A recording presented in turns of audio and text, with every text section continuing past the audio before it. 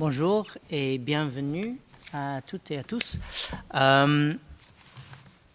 Cet après-midi, nous avons un panel très intéressant qui va parler des divers sujets concernant la Cour internationale pénale et surtout dans le contexte du 20e anniversaire du statut de Rome.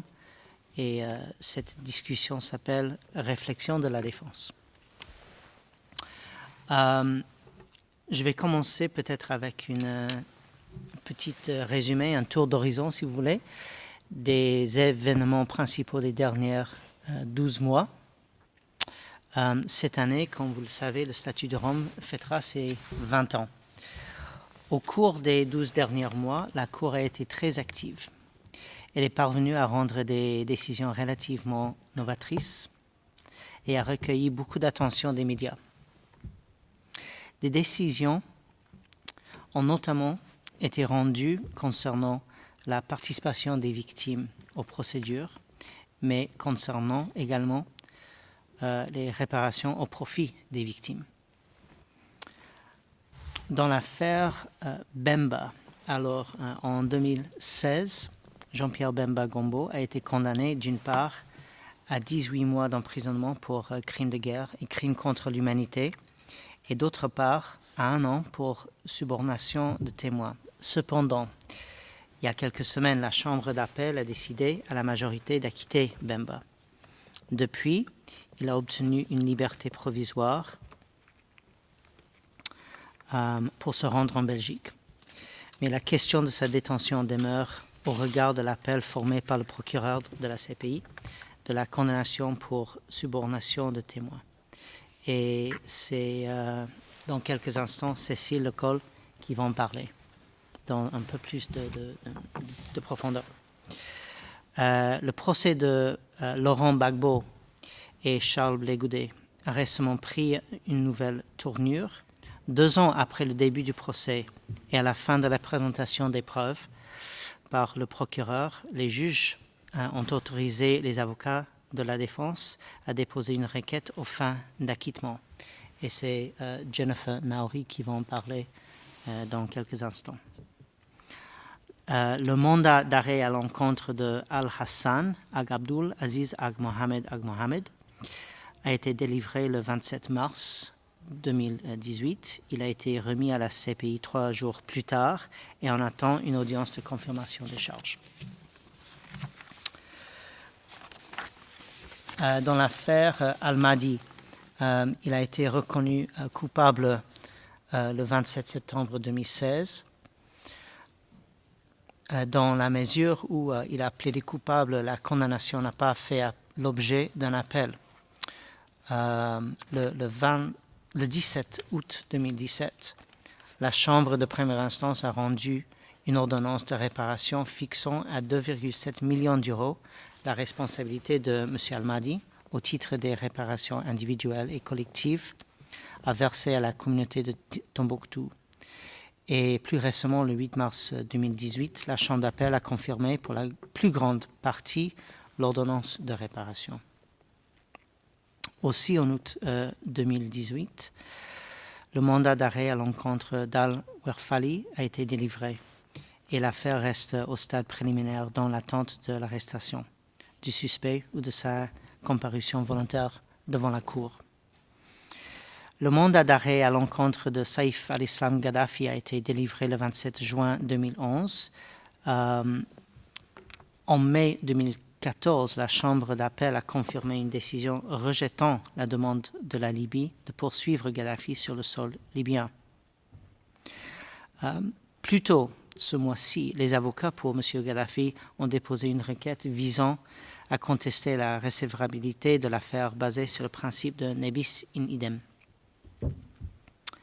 Dans l'affaire Taganda, la présentation des témoins, les témoignages oraux s'est conclue en février dernier avec l'appel à la barre par la défense de 19 témoins par rapport aux 71 appelés par l'accusation. Et actuellement, les avocats de la défense préparent leur mémoire en clôture. Concernant le procès de Dominique Ongwen, L'accusation et les représentants légaux des victimes ont terminé la présentation de ces éléments de preuve et le procès reprendra en septembre avec les déclarations d'ouverture de la défense. Encore plus récemment, la situation de la Birmanie. En avril 2018, la procureure de la CPI a demandé au juge de se prononcer sur la compétence de celle-ci pour ouvrir une enquête sur les plus de 670 000 Rohingyas qui ont été expulsés au Bangladesh. La question se fonde sur la possibilité pour la Cour de reconnaître sa compétence dans le contexte où certains éléments du crime continu ont été commis sur le territoire d'un État qui n'a pas ratifié le statut du Rome, mais l'infraction a été réalisée dans son intégralité, selon l'accusation, sur le territoire d'un État membre. Les observations d'un nombre conséquent d'amici curiae ont été soumises à la Cour au soutien de la position de la procureure, justifiant la compétence de la Cour. En termes de conclusion, à l'aube de sa prochaine décennie, la Cour tire un bilan mitigé. À ce jour, la Cour a été saisie de 26 affaires, délivré 32 mandats d'arrêt, 9 personnes ont été détenues, 15 personnes sont toujours en liberté et 6 verdicts ont été rendus. Au total, cela représente 147 millions d'euros dépensés par an pour 8 condamnations et 2 acquittements en 20 ans. À la lumière des récents développements, la Cour a fait l'objet de nombreuses critiques en matière de justice internationale et l'avenir est incertain. Cependant, ces 20 ans de la Cour vont coïncider avec la date qui a été choisie par les États parties pour que la Cour soit compétente pour les crimes d'agression. Pour développer certaines de ces idées, je tourne maintenant à ma droite. Mon confrère Xavier Jean Keita a rejoint la CPI en 2007 comme conseiller principal du Bureau de la Défense. Et dans ce cadre, il a eu à connaître de toutes les affaires. Il est avocat depuis plus de 33 ans au barreau du Sénégal et de Paris, spécialisé en droit de l'homme, relations internationales et droit pénal international. Membre fondateur au Centre de formation des avocats en Afrique, du BPI et de la ABCPI, il est également médiateur qualifié et a été juge pendant 5 ans à l'Organisation internationale de la francophonie. Il est fluent en français, anglais, espagnol, wolof, bambara et malinké. Et Xavier Jean va parler de l'OPCD, les défis présents et futurs. Vous avez oublié la langue de bois. Merci, Monsieur le Président de séance, de me donner la parole et merci à l'ICCBA, l'ABCPI, pour son invitation. Merci à vous d'être présents, très nombreux, en tout cas présents. Je pense que c'est l'option de la qualité, et la qualité, c'est vous. La qualité d'écoute, vos diverses qualités. Et peut-être qu'on a tout simplement refusé du monde en bas et qu'on vous a choisi, vous. Et la qualité aussi du panel, et j'ai écrit que j'étais ravi d'avoir des confrères de diverses générations et brillantissimes dans leur domaine. Et ce n'est pas une formation comme on l'entend, mais plutôt un échange entre confrères, entre collègues.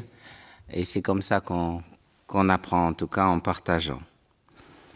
Je commencerai, avant d'aborder le défi, Monsieur le Président, puisque le premier défi, c'est de cantonner un avocat sur sa passion à 10-15 minutes. Je vais essayer de respecter et de relever ce premier défi. Je commencerai par rebondir sur vos propos.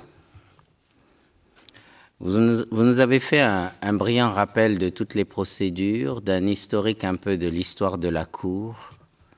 Pardonnez-moi de vous dire, mon cher confrère et ami, vous parlez comme les États. et vous êtes particulièrement injuste envers la CPI. Vous voyez donc que j'ai la défense chevillée au corps et toujours prêt à défendre les suspects, les accusés, mais également la Cour.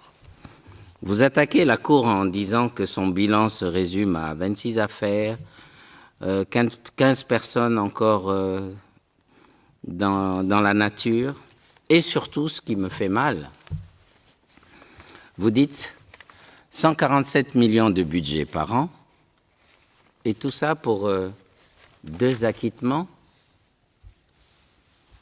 Et c'est vrai qu'on dirait un État qui parle. Qu'avez-vous fait de l'argent qu'on vous a donné, vous, monsieur le procureur, vous, la Cour? Et lorsqu'il y a eu le 8 juin un traumatisme que j'avais un peu annoncé, à savoir la décision Bemba. Et nous avons dans cette audience des confrères qui ont participé à cet acquittement. Quand on m'a dit, mais Keïta, c'est une catastrophe, j'ai dit, quelle est la catastrophe? La Cour pénale internationale, elle a été mise là pour juger les crimes les plus graves lorsqu'ils sont avérés. Le fait de dire qu'on est là pour lutter contre l'impunité, moi je suis la défense. Je considère que c'est le rôle du bureau du procureur de lutter contre l'impunité. Mon rôle en tant que de défense, c'est de lutter pour la justice. Et donc j'ai répondu à ces personnes traumatisées par la décision Bemba, la Cour pénale internationale est une cour. Elle n'est pas là pour condamner. Elle condamne, elle acquitte, elle laisse tomber les charges, elle donne l'opportunité au procureur de trouver d'autres éléments à charge ou à décharge, mais c'est une cour. Et il est bon de le rappeler. Alors, est-ce qu'il y a un acquittement parce que le procureur a mal fait son travail? Est-ce qu'il y a un acquittement parce que l'équipe de défense de Bemba est excellente et qu'elle est bien assistée aussi par mon bureau, mais ça c'est notre rôle? Non. Ou c'est un peu tout cela à la fois. Une cour est faite pour juger. Une cour ne peut pas être là pour autre chose que la justice. Et la justice doit comprendre également des acquittements. Et je regrette même qu'à ce haut niveau, il n'y ait pas plus d'acquittement, qu'il n'y ait pas plus de mise en liberté. Et sinon, le statut de Rome, avec toutes ses possibilités de mise en liberté, avec tous ses droits proclamés aussi bien dans l'article 55 sur les droits du suspect, l'article 67 sur les droits de l'accusé, beaucoup de ces droits ne servent pratiquement à rien parce qu'on laisse tomber, on laisse peser sur la défense le devoir de pouvoir trouver un terrain d'accueil si par extraordinaire les juges venaient enfin à ordonner une mise en liberté. Je ne veux même pas prononcer le mot de liberté provisoire, parce que dans notre culture et dans la loi, c'est la détention qui doit être l'exception et la liberté la règle. Et merci à l'équipe Bemba d'avoir donné l'opportunité aux juristes que nous sommes de se dire mais un acquittement après tout, ça devrait arriver comme une condamnation. On n'a pas à applaudir, il y a des victimes derrière, hélas. Mais ça, c'est au procureur peut-être à faire son mea culpa ou bien à notre système à se demander est-ce que s'il y a des victimes qui sont avérées, leur sort ne devrait dépendre que d'une condamnation? On pourrait respecter plus les victimes et décider de réparer leur sort parce qu'il y a une situation. Et je pense que l'œuvre de justice de la Cour pénale internationale et celle de la communauté serait plus remplie. J'ai abordé à l'envers mon sujet parce que vous m'avez fait bondir et rebondir, mais ça nous ramène au sujet essentiel. Nous sommes à 20 ans du statut de Rome. 20 ans. Savez-vous que les rédacteurs du statut de Rome, à l'époque, étaient obsédés, omnibulés par le fait de poursuivre, le fait d'admettre la participation des victimes. C'est très bien. Ils ont oublié la défense. Ils ont oublié que le logo que représente la justice, c'est d'un côté la défense et de l'autre la poursuite, les intérêts de la société et les intérêts particuliers. Mais si on me dit que cette Cour pénale internationale est modèle, je dis on devrait déplacer le logo et le mettre comme ça. Le procureur est un organe, mais la défense ne l'est pas. Voilà comment on commence par célébrer, nous la défense, le statut de Rome, en regrettant que l'OPCD, par exemple, n'ait pas eu sa place dans le statut de Rome. Je ne me plaindrai pas. En 2014, les juges ont mis en musique la règle 20 qui faisait obligation aux greffiers de s'occuper des droits de la défense, de s'occuper des droits des victimes, de s'occuper des droits des témoins. Et la règle 20 mise en musique par les juges a donné la norme 77 qui instaure et crée le bureau du Conseil public par la défense. Alors, on est dans un droit créé par les juges, un peu tardif par rapport au statut de Rome, mais nous avons le mérite d'exister. Donc le premier défi était celui de l'histoire et que l'on rattrape progressivement en démontrant que finalement le credo, la raison d'être de ce bureau, c'est l'égalité des armes autant que faire se peut. C'est être gardien d'une présomption d'innocence, article 66, l'ensemble des droits proclamés pour la défense, le droit de se taire, le droit d'être assisté par un professionnel de son choix, dans une langue que l'on comprend parfaitement. Tout cela est dans la richesse du statut de Rome, mais institutionnellement, nous avons loupé une marche parce que le bureau de la défense aurait dû être, comme le bureau du procureur, un organe.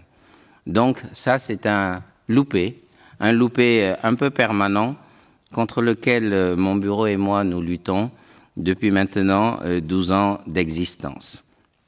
Un autre défi actuel et quasi récurrent auquel je me suis attaqué, je suis arrivé. Le 15 janvier 2007, le bureau était composé de 4 staffs, dont moi-même. 4. Il m'a fallu 1 an et demi de bataille avec les États pour obtenir un P4, parce que j'ai pu démontrer au CBF, le comité budget et finances, que si les juges de la Cour ont décidé justement que pour assister ou pour se présenter devant les juges, il fallait un petit peu de seniorité, au moins avoir 9 ans, 10 ans de pratique, avoir le titre de conseil. Je leur ai dit, mais quand je suis en vacances avec ma famille, je suis obligé d'ouvrir mon ordinateur tous les jours parce que ma collaboratrice la plus immédiate est P2. Elle ne peut pas aller devant les juges. Et c'est avec un petit argument banal comme ça qu'au bout d'1 an et demi, on m'a donné un P4. Il me manquait un P3. J'ai mis 9 ans à obtenir un P3 il y a 2 ans. Nous sommes 6 à l'OPCD. Merci à Kate et à Peter Hens pour l'hommage qu'ils nous ont rendu ce matin, pour l'hommage rendu à l'OPCD. Oui, nous sommes que 6 à assister l'ensemble des équipes qui le souhaitent. On est là, on a été créé pour les équipes de défense. Et ça fait partie de notre défi par rapport au texte d'interpréter en faveur de ce mandat d'assistance aux équipes notre priorité. Nous avons décidé au sein du bureau que nous ne prenons des dossiers en main qu'à titre exceptionnel. Incompétence soulevée, challenge of admissibility, Saïf al-Islam Kadhafi. Et je me suis battu pour rendre l'affaire parce que je n'avais plus les moyens, et ça c'est une obligation éthique et déontologique. Assister À la première audience, oui, j'ai co-assisté Bemba avec ses premiers avocats. J'ai co-assisté Blé Goudé avec ses avocats. J'ai co-assisté le président Gbagbo lorsqu'il est arrivé. J'ai été le premier avocat de Katanga et immédiatement, je suis revenu dans le rôle opcdien d'assister l'avocat librement choisi. Et ça, par rapport à mes confrères de l'extérieur, c'est une nébuleuse. Quand on ne connaît pas le bureau, quand on n'a pas eu la chance un jour d'être désigné au sein de la Cour pénale internationale, on dit mais c'est quoi ce bureau-là? C'est quoi son rôle? Est-ce que c'est un concurrent?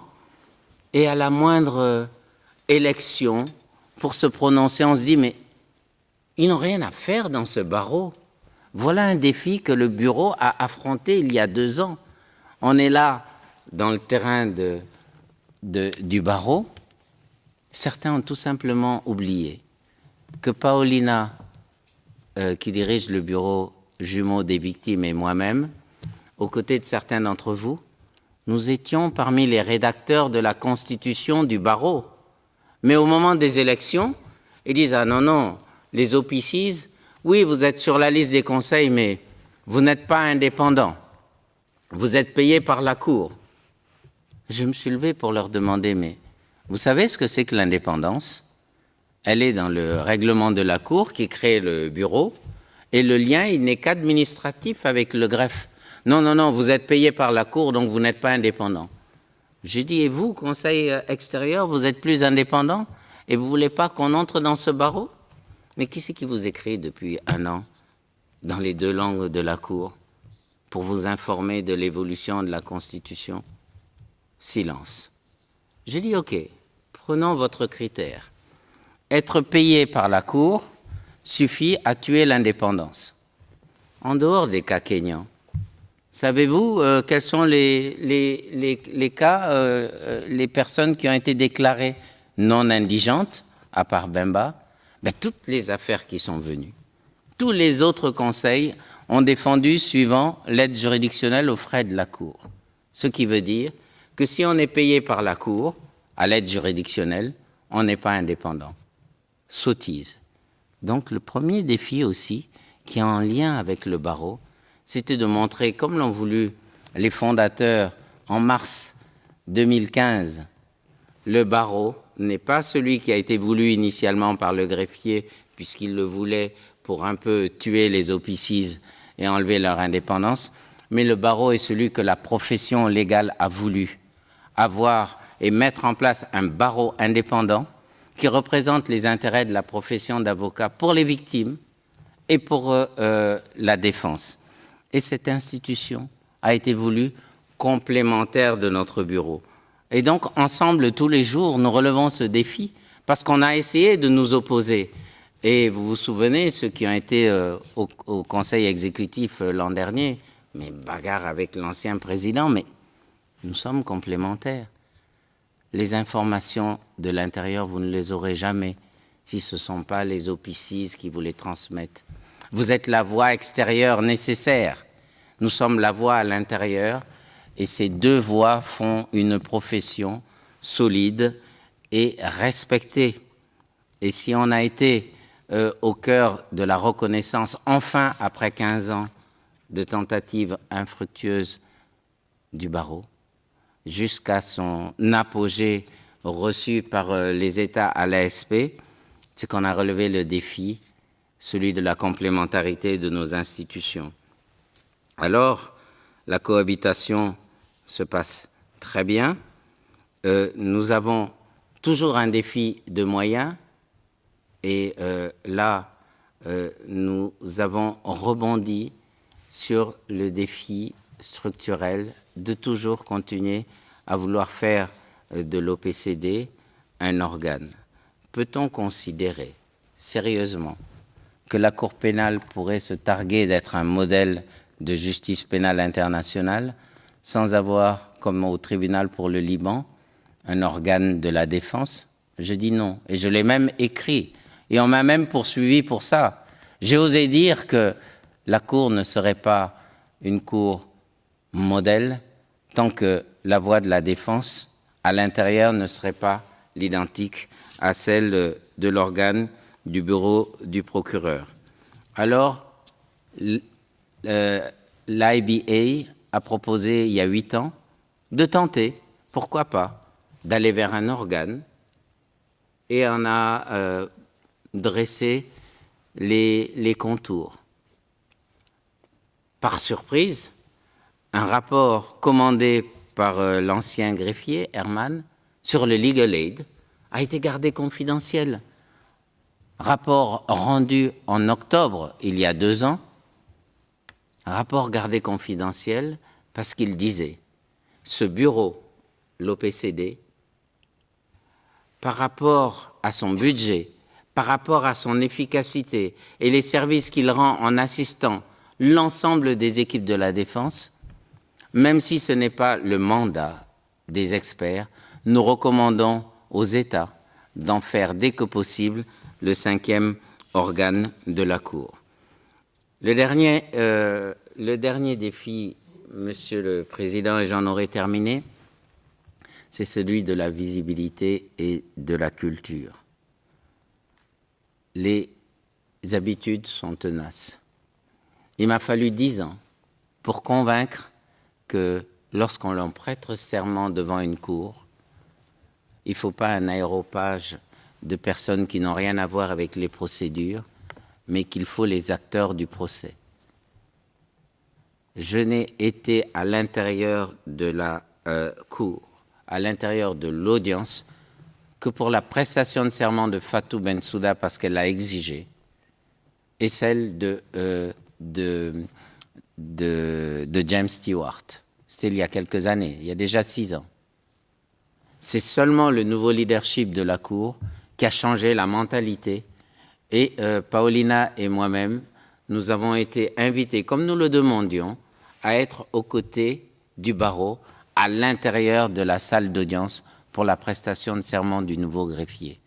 Ce n'est pas imaginable, même pour les nouveaux juges qui ont rejoint la Cour. Ils n'en revenaient pas. Ce n'est pas imaginable également, puisqu'on parle d'anniversaire des 20 ans. Savez-vous que le barreau a été invité il y a 15 jours, 3 semaines, pour participer à ces festivités, et que mon bureau, à l'heure où je vous parle, et je considère que c'est un oubli que je vais essayer de réparer, je n'ai pas encore été invité aux festivités du 20e anniversaire dont nous parlons, le 16 et le 17 juillet. Je ne suis pas encore invité, mais je ne désespère pas. Les seuls combats qu'on a perdus, c'est ceux qu'on n'a jamais eu le courage de livrer. Et sur ce terrain-là, vous pouvez compter sur l'OPCD à toujours remettre à l'œuvre les combats. Les rêves qu'on ne réalise pas, c'est qu'on n'a pas rêvé assez fort.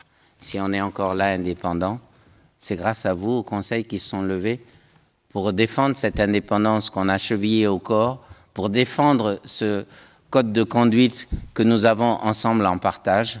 Et c'est cela, notre conception d'une profession indépendante, forte et plus que jamais unie pour l'œuvre de justice. Je vous remercie.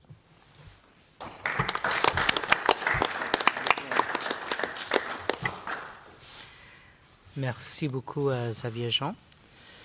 Je crois qu'après toutes les présentations, on va passer à l'audience pour les questions et les commentaires et des choses comme ça. Mais je vais passer tout de suite maintenant à Cécile Lecol qui va parler de l'affaire Bemba, de l'acquittement dans l'affaire Bemba. Cécile Lecol a commencé en tant que stagiaire du juge Jean-Claude Antonetti dans l'affaire Shechel au tapis grec en 2012. Elle a ensuite été prise en stage dans l'équipe de défense de M. Bemba et embauchée à l'issue de ce stage en tant que gestionnaire du dossier, puis assistante juridique. Elle travaille donc pour la défense de M. Bemba depuis 5 ans. Elle est titulaire d'un master en droit international de la Sorbonne à Paris et un LLM en droit international public de l'Université de Leiden. Cécile.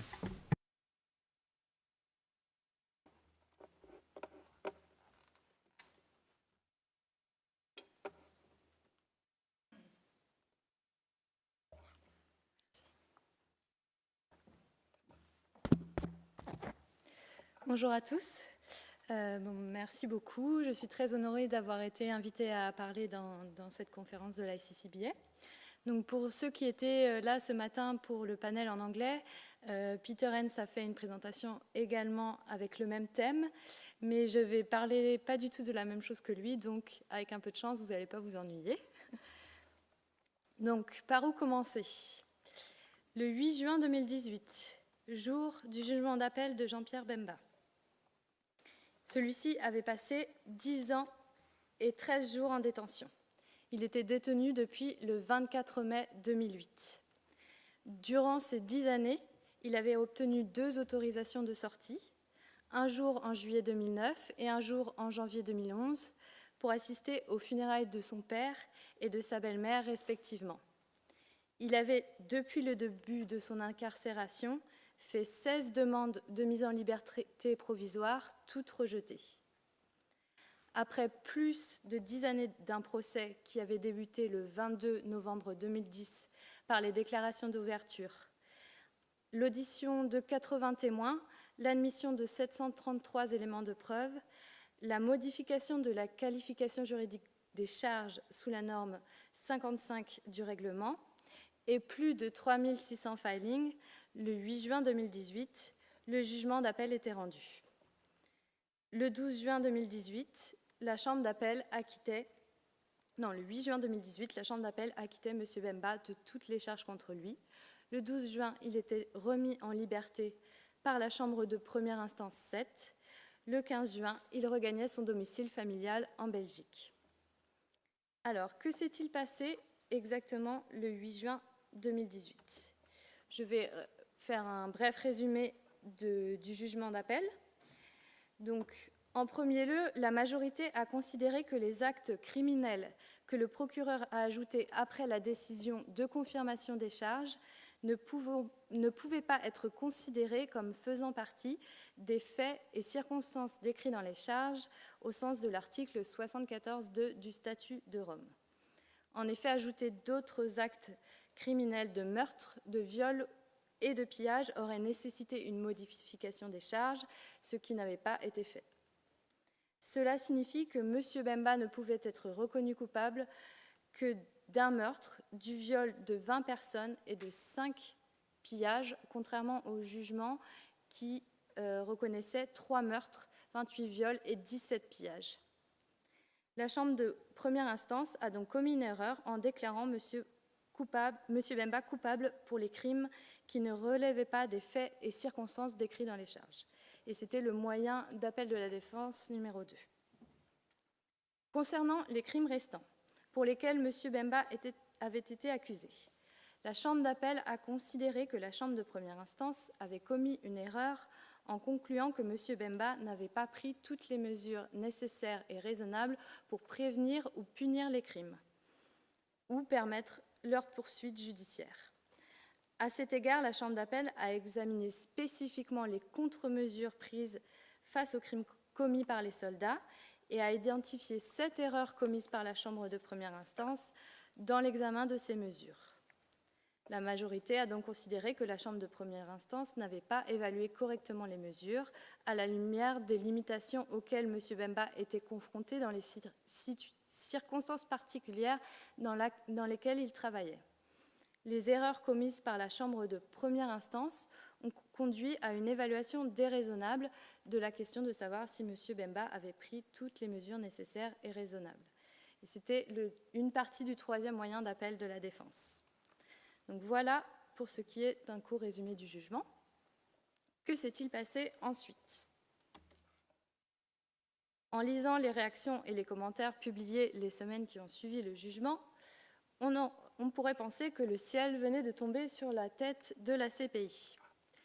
Il a été dit que cette décision faisait une interprétation erronée de la loi, que la condamnation de M. Bemba n'aurait jamais dû être renversée, et dans certains cas, c'est même l'autorité et la légitimité du jugement qui ont été remises en cause. Il y a eu notamment une déclaration de Mme la procureure Fatou Bensouda, qui a critiqué les juges de la majorité, et on peut dire que cette déclaration a suscité une grande surprise dans les milieux de la justice pénale internationale, Et on a d'ailleurs eu le président de la Cour lui-même, le juge Eboe Osuji, qui a publié une déclaration un jour plus tard, rappelant que tous les arrêts et décisions des magistrats de la Cour sont pris sur la base du principe de l'indépendance judiciaire, les juges accomplissant leurs fonctions honorablement, fidèlement, de manière impartiale et consciencieusement. L'impression donnée était que la Cour pénale internationale ne peut faire son travail que si elle condamne autant de personnes possible et à la peine la plus élevée possible, ce qui est assez problématique.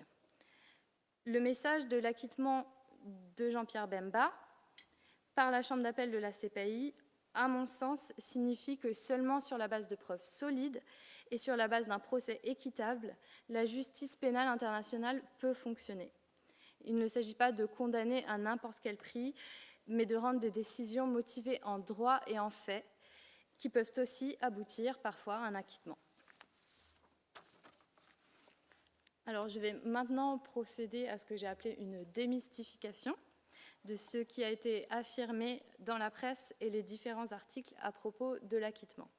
Donc, j'ai choisi 5 mythes en particulier. J'aurais pu en explorer beaucoup d'autres, mais je me suis limitée à 5 que voici.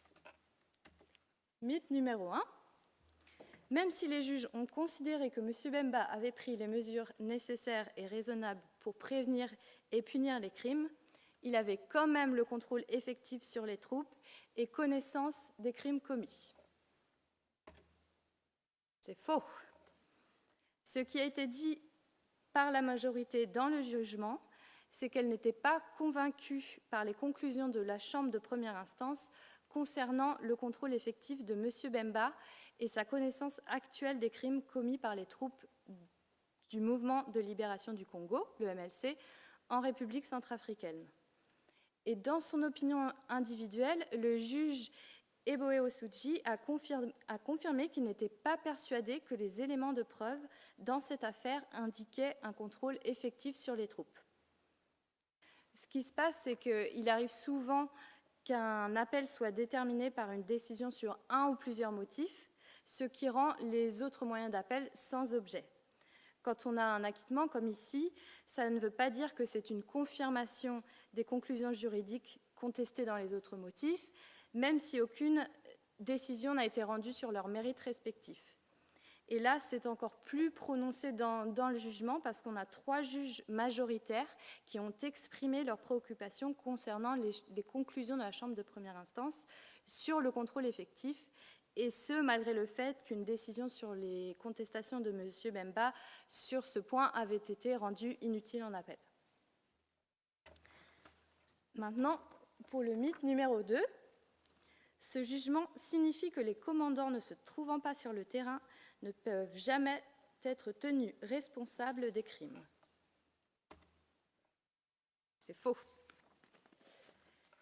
Alors, ce qu'a fait la Chambre d'appel dans son jugement, c'est appliquer la norme consistant à prendre toutes les mesures nécessaires et raisonnables dans le contexte d'un conflit qui était assez complexe et en tenant compte du fait que le commandant pouvait être situé à distance. Donc, ce qui ressort du jugement, c'est que la Chambre de première instance n'a pas compris qu'en tant que commandant à distance, M. Bemba était confronté à des difficultés, à des limitations, par exemple pour faire les enquêtes, les poursuites, et qu'il n'était pas possible pour lui de faire plus qu'il n'a fait et qu'il n'était pas responsable des résultats obtenus. Donc en fait, il ne ressort pas du jugement qu'il est impossible pour un commandant à distance d'être tenu responsable des crimes de ses subordonnés.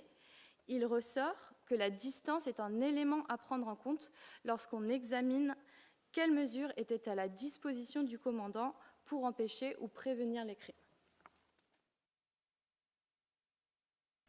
Alors, le mythe numéro 3, la Chambre d'appel a inventé de nouveaux critères d'examen des décisions de chambre de première instance.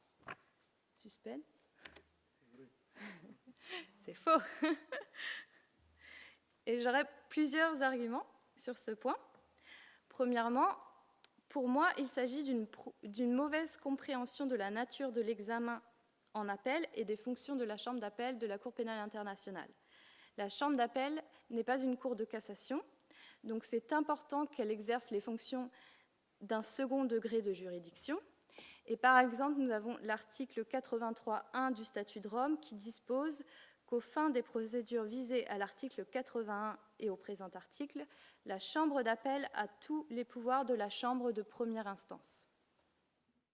Deuxièmement, la majorité a examiné les erreurs de fait alléguées, et je cite, pour déterminer si une chambre de première instance raisonnable aurait pu être convaincue au-delà de tout doute raisonnable quant aux conclusions rendues. Et ça, c'est l'approche traditionnelle qui a été consacrée dans le jugement d'appel de Lubanga. Mais ce qu'a fait ensuite la majorité, c'est qu'elle a identifié des graves lacunes dans les conclusions de fait de la chambre de première instance, notamment des erreurs découlant de la non-détermination de l'admissibilité des preuves, du fait que la chambre de première instance n'avait pas étayé ses constatations de fait en identifiant les éléments de preuve sur lesquels elle s'appuyait, et du fait qu'elle n'a pas expliqué pourquoi elle avait analysé les preuves de telle manière. Et face à tout ça, il était donc justifié que la majorité exerce une extrême prudence quant au jugement de première instance. Et enfin, troisièmement, le statut de Rome n'exige pas que la Chambre d'appel fasse preuve d'une déférence absolue à l'égard des conclusions factuelles de la Chambre de première instance. L'article 21.2 du statut de Rome prévoit que la Cour peut appliquer les principes et règles de droit telles qu'elle les a interprétés dans ses décisions antérieures. Il s'agit donc d'une possibilité et non d'une obligation. C'est pourquoi, dans le jugement, la majorité a considéré qu'elle pouvait interférer avec les conclusions factuelles chaque fois que l'absence d'ingérence pouvait entraîner une erreur judiciaire. Les juges ont donc estimé dans leur devoir d'intervenir pour protéger les droits de l'accusé et éviter de sceller son sort à la bonne foi indubitable de la Chambre de première instance, surtout du fait que le verdict de culpabilité avait fait l'objet d'un appel. Et de plus, le juge Eboe Osuji, dans son opinion séparée, a d'ailleurs estimé que l'analyse des éléments de preuve par la Chambre de première instance était tellement erronée qu'il ne pouvait se prononcer autrement que pour un acquittement. Passons au mythe numéro 4. Des milliers de victimes seront privées d'indemnisation. Donc, le résultat, bien sûr, est décevant pour les victimes de ce conflit. Mais comme l'a dit tout à l'heure Maître Keïta, le seul fait qu'il y ait des victimes ne signifie pas que la personne qui est accusée est coupable. Ce qui est important maintenant pour les victimes, c'est que la procureure veille à mener une véritable enquête qui aboutisse à des résultats, qu'elle arrête et poursuive les personnes responsables des crimes et qu'elle définisse les charges avec précision. Et en plus, vous savez sûrement, mais le Fonds au profit des victimes de la CPI a décidé de lancer un programme d'assistance en République centrafricaine qui sera assuré sous forme de réhabilitation physique, psychologique et aussi d'assistance matérielle pour les victimes et leurs familles. Il a décidé d'établir un capital d'1 million d'euros pour ce programme d'assistance. Ah, j'avais pas mis le faux. Et enfin, mythe numéro 5. Cette décision est un énorme échec pour la CPI. C'est faux. Cette décision est un échec, comme je l'ai dit, pour le bureau du procureur et non pour la Cour elle-même. Le but de la CPI, ce n'est pas de sacrifier les droits de l'accusé pour répondre aux besoins, comme il est répété très souvent, d'envoyer un message clair que de tels crimes ne doivent pas rester impunis. Je pense que ce qui affaiblit effectivement la Cour, c'est de contester l'autorité du jugement. Donc, ce qu'il faut voir dans cette décision, c'est une critique vis-à-vis des techniques du procureur en matière d'enquête et de poursuite. Et donc, il s'agit pour le procureur de clarifier ces éléments de preuve dès le départ. Au final, quelles que soient les émotions que l'on peut ressentir par rapport à ce jugement, il faut se rappeler que ce qui était au cœur du jugement, c'était pour la Cour de décider si M. Bemba, en envoyant une partie de ses forces armées pour aider le président élu du pays voisin à lutter contre un coup d'État, avait failli dans son devoir de commandant. Et la Cour a décidé que ce n'était pas le cas. Merci.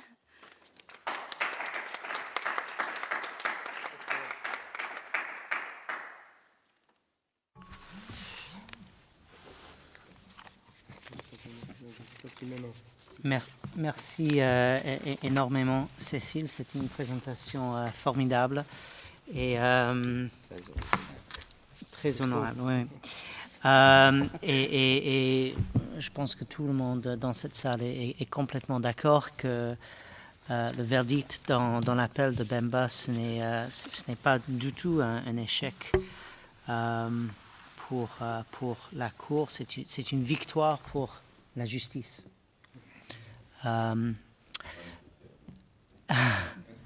Bon, il y aura des questions et des commentaires après.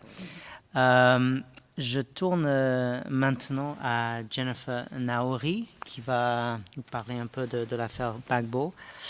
Ma consoeur Jennifer Naouri est actuellement et depuis 2011 assistante juridique principale dans l'équipe de défense du président Gbagbo. Elle occupe ce poste depuis plus de 7 ans. Elle travaille aussi depuis de nombreuses années pour le cabinet d'avocats Emmanuel Altit et Associés. En plus d'une spécialisation en droit pénal international devant le TPY, TPR, CETC, etc., ce cabinet a une activité très variée qui couvre de nombreux aspects du droit pénal. Par ailleurs, Jennifer a travaillé à l'Assemblée nationale française, mais aussi dans les ONG, notamment auprès du GISTI, le groupe d'information et de soutien aux immigrés, et de la Croix-Rouge française. Elle enseigne aussi le droit international humanitaire et le droit international pénal dans différents cadres associatifs et universitaires. Donc, Jennifer, tu as la parole. Merci. Alors, déjà, merci de m'avoir demandé d'intervenir aujourd'hui, en particulier sur un panel francophone. Ça, c'est quelque chose que je trouve quand même très, très important. On parle de... Et rare, oui, tout à fait. Et je le souligne pas seulement parce que c'est un point général, mais c'est un point qui a trait à notre travail de défense. Dans notre cas, on m'a demandé aujourd'hui d'intervenir sur l'affaire Gbagbo et le point de vue de la défense sur les procédures en cours. Il n'y a pas de point de vue sur les procédures en cours sans s'intéresser à la langue. C'est la langue de l'accusé. La langue de l'accusé, ça tombe bien, j'ai envie de dire, dans l'affaire Gbagbo, c'est la langue de travail, c'est une des 2 langues de travail de la Cour. On en parle beaucoup de notification aujourd'hui. La notification des charges à l'accusé. Ça le concerne, c'est important, c'est un droit de la défense. C'est basique. Eh bien, ce n'est pas si basique que ça, puisque récemment, nous venons encore d'avoir une décision qui nous dit « Ah, le procureur, on lui a demandé un mémoire de mi-procès, il l'a écrit en anglais, vous l'avez demandé en français, vous avez un brouillon non révisé de la traduction, ça suffit, vous n'avez qu'à travailler là-dessus. » Et pas besoin de notifier le client en français. C'est un mémoire de mi-procès dans lequel il y a donc la nouvelle formulation des charges contre le président Gbagbo à la suite du cas du procureur. C'est-à-dire qu'après 2 ans de procès, le procureur nous explique qu'est-ce qu'il reproche à Laurent Gbagbo en anglais et on considère ici que ce n'est pas nécessaire de le notifier en français. Donc c'est un premier point que je voulais faire introductif, mais qui ne me paraît pas un petit point. Nous sommes sur un panel français aujourd'hui. Le français est une des 2 langues de travail de la Cour. J'espère que l'APBCI, ou CPI, l'association aujourd'hui, continuera à travailler pour que le français soit une des 2 langues de travail de la Cour. Ça, c'était mon premier point. En ce qui concerne l'affaire Gbagbo en tant que telle et le regard sur les procédures en cours, ce que je voudrais faire, c'est 3 étapes. La première, c'est un petit regard en arrière sur le procès et le cas du procureur qui vient de se terminer. Ensuite, parler de ce qui se passe aujourd'hui, ce qu'on appelle la procédure de non-lieu, grosso modo, si on devait le traduire. Ce qui montre encore une fois la faiblesse qu'on a de devoir traduire no case to answer en procédure de non-lieu ou d'acquittement. On n'a pas un terme spécifique, puisque ce n'est pas prévu par les textes. Et ensuite, un petit regard sur l'avenir de cette affaire, notamment avec la question de l'admissibilité de la preuve, qui sera une question complexe, en particulier dans une affaire qui a duré de nombreuses années. Alors, le retour en arrière sur le cas du procureur. On parle beaucoup à la Cour pénale internationale ici de culture juridique, culture de common law, culture de civil law. Et la tendance est à un mélange de ces deux cultures juridiques dans la procédure. Le fait est que mélanger des cultures juridiques peut poser des problèmes de logique juridique dans des cas très importants où il y a énormément de témoins et où il y a énormément de preuves documentaires, vidéographiques. On parle vraiment d'heures de vidéos à regarder, etc. Les règles qui existent et qui sont à l'œuvre ne sont pas là de manière gratuite. Et quand on commence à changer la logique à l'œuvre, il y a un vrai risque pour les droits de la défense. Et je vais prendre quelques exemples. Dans notre affaire, et c'est propre à l'affaire Gbagbo, mais nous savons qu'à la Cour pénale internationale, la jurisprudence s'imprègne constamment des décisions dans les affaires précédentes. Donc, il y a lieu de précédent. C'est la manière de poser des questions aux témoins. Il y a une logique à l'œuvre. Il y a une partie appelante dans le cas du procureur. Donc, l'accusation. L'accusation appelle son témoin. Elle peut lui poser des questions, mais normalement, la personne qui témoigne est là pour raconter son récit.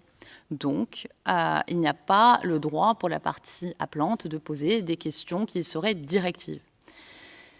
Il n'y a pas non plus le droit de se servir de la déclaration antérieure de son témoin, si on se sert de la déclaration antérieure de son témoin, en dehors de le guider, soit on lui rafraîchit la mémoire, soit on le confronte. Dans les deux cas, ça dénature l'exercice même de l'interrogatoire de son propre témoin. Et ça place la partie non appelante, en l'occurrence la défense, dans une position très compliquée, puisqu'elle aussi, évidemment, a le droit de se servir des déclarations antérieures. Mais qu'est-ce qui lui reste? En réalité, elle ne peut pas tester la crédibilité des témoins, puisqu'elle ne peut pas poser de questions directives, décision qui a été prise dans l'affaire Gbagbo, ce qu'on appelle en anglais les leading questions. Et le procureur peut se servir à tout va des déclarations antérieures des témoins.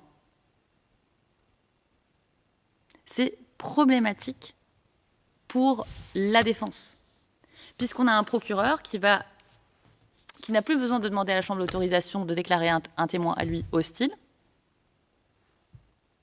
qui peut le confronter à sa déclaration antérieure. Donc quand la réponse du témoin, son propre témoin, qui est censé être là pour dire ce que lui pense être bon pour son cas, dire « Écoutez, monsieur le témoin, vous ne vous rappelez pas ce que vous m'avez dit? Mais moi, je vais vous le dire. Ah, monsieur le témoin, vous ne dites pas ce que moi, j'attendais ce que vous allez nous dire. Eh bien, je vais vous confronter. » En termes de crédibilité, ça veut dire quoi? Ça veut dire que le procureur, il va faire quoi du témoignage de son témoin? Il va dire il est crédible sur le point A et il est crédible sur le point B, puis je l'ai confronté sur tel élément de preuve. Et c'est la réponse, une fois qu'il a été confronté, qui m'intéresse plus. Et la défense, comment elle se défend par rapport à ça? Ça, c'est la première chose. Dans le cas qui s'est passé procéduralement dans le cas du procureur. Il y a eu la question du réexamen aussi. Le réexamen a été autorisé quasi systématiquement et c'est en réalité transformé en espèce de second interrogatoire du bureau du procureur pour couvrir des questions qu'il avait oubliées lors de son interrogatoire principal. Alors qu'on sait très bien que le réexamen ne peut porter que sur une question nouvelle qui est apparue lors du contre-interrogatoire, donc de l'interrogatoire par la partie non appelante. Autre chose dans le cas du procureur qui est frappant, c'est l'usage des déclarations antérieures. En dehors de l'usage des déclarations antérieures lors de l'interrogatoire. En effet, dans l'affaire Gbagbo, mais aussi dans l'affaire Ntaganda et dans l'affaire Ongwen par la suite, il y a une tendance aujourd'hui à admettre ici, à la Cour pénale internationale, de manière peu encadrée, ce qu'on appelle les déclarations antérieures, soit en vertu de la règle 68.3, soit en vertu de la règle 68.2b. Alors quand c'est en vertu de la règle 68.3, la défense a encore la possibilité de poser des questions, mais la déclaration antérieure du témoin est admise, il ne vient pas témoigner, ce qui veut dire que le procureur pose quelques questions de précision et qu'il appartient à la défense de revenir sur absolument tout. Mais ça pose un problème plus profond, puisque souvent, on se rend compte quand la défense contre-interroge justement ces témoins-là en audience, que le témoin ne dit pas du tout, il ne confirme pas du tout ce qu'il a dit dans sa déclaration antérieure. Alors c'est quoi la valeur de sa déclaration antérieure? On se rend compte aussi que le témoin, quand on lui dit « Vous savez, monsieur, votre déclaration antérieure, là, elle est soumise au dossier ». Il dit d'accord, moi je suis d'accord, mais il ne comprend pas ce que ça veut dire. Il pense qu'il peut revenir sur ce qu'il a dit. Il était arrivé aussi qu'un témoin dise à l'UVT, à l'unité des victimes et des témoins, ah ben j'ai relu ma déclaration antérieure, mais ça m'intéresse, ça m'intéresse pas, et puis ça, je trouve pas que c'est bien. Et on lui dit, mais vous occupez pas, monsieur le témoin, vous allez pouvoir le dire en audience. Sauf que l'UVT n'était pas au courant que sa déclaration était soumise sous la règle 68.3. Donc il y a aussi une compréhension des témoins qui n'est pas claire, et on ne peut pas le leur reprocher. Donc il faudrait éviter, ça devrait être l'exception. Concernant les attestations soumises en vertu de la règle 68.2b, on s'est rendu compte que, il y a un problème évident qui est l'absence de débat contradictoire, mais deux, que parfois on n'était pas certain de l'identité de tous ces témoins. Bon, c'est un vrai problème. Donc voilà pour les étapes importantes d'un cas, quand c'est la partie qui est l'accusation qui est à l'œuvre, et c'est des problèmes qui vont devenir de plus en plus prégnants par la suite, surtout qu'on est à un moment charnière aujourd'hui dans l'affaire Gbagbo, puisque à la fin du cas du procureur, les juges ont déclaré le cas du procureur terminé. Nous avons l'opportunité donc de déposer une requête pour demander le non-lieu, sur la base d'un mémoire de mi-procès rédigé par le procureur. Et tout ce qui s'est passé en audience au moment des interrogatoires des témoins, aujourd'hui, dans le cadre de la rédaction de cette demande en non-lieu, ça peut poser des problèmes de valeur. Quelle valeur donner à tel passage de l'interrogatoire de Madame Tartampion en comparaison avec Monsieur Bidule, puisque le procureur a en réalité, on avait fait le calcul quand on a demandé justement l'autorisation à pouvoir déposer une demande de non-lieu, et un grand nombre de ces témoins au procureur, en réalité, étaient des témoins hostiles, puisqu'il s'est servi des déclarations antérieures pour faire dire aux témoins des choses. Et c'est un vrai problème en termes de valeur pour l'avenir. Ce qui m'amène à un autre point, qui n'est ni le passé et ni l'avenir, mais qui est un présent constant. Je pense que l'affaire Gbagbo a révélé aussi le besoin, et c'est confirmé d'autant plus aujourd'hui avec une décision d'acquittement qui est évidemment une victoire pour la justice, c'est le droit de demander un appel. En tant que défense, il est fondamental de systématiquement demander l'autorisation d'interjeter appel. Ici, à la Cour pénale internationale, l'appel automatique, systématique, n'existe que quand il s'agit de matière de liberté provisoire, de compétence ou d'admissibilité.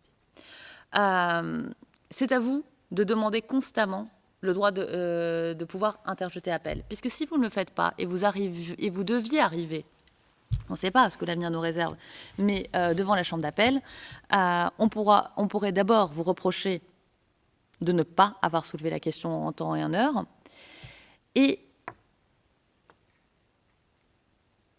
vous devez prendre acte de toute étape procédurale. Et pourquoi je dis ça, c'est qu'on a évidemment demandé l'autorisation d'interjeter appel sur l'interdiction de poser des questions directives, sur la possibilité de se servir justement des déclarations antérieures des témoins. On nous a dit, circuler, il n'y a rien à voir. Et on a exécuté. In fine, les juges ont le dernier mot. Mais à partir du moment qu'un appel aussi important ne nous a pas été accordé,